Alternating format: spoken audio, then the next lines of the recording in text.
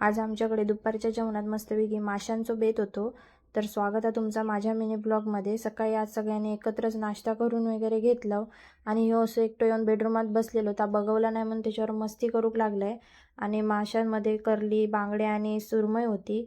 आईने ते धुवून घेतल्यान, ते आगूळ मीठ मसाला वगैरे लावून घेतल्यान, थोड्यांचा सार केल्यान आणि थोडे आईन मस्तपैकी फ्राय केल्यान.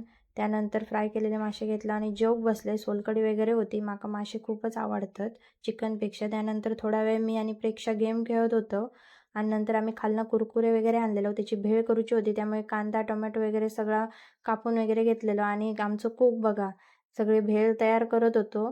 त्यानंतर त्याच्यात कांदा टोमॅटो वगैरे टाकले आणि मस्तपैकी आणि तर मस्त ढवळून घेतलं. त्यानंतर कोक वगैरे आणलेलो. आमची दोघांचीच पार्टी होती, त्यामुळे आम्ही त्या तारक मेहता बघत बघत पार्टी आमची एन्जॉय करत होतो. आणि मस्त आणि आज तर घरात जायचं होतं त्यानंतर परत संध्याकाळी मग मासे होते उरलेले, ते फ्राय करून घेतले. तर भेटूया उद्याच्या नेक्स्ट ब्लॉगमध्ये.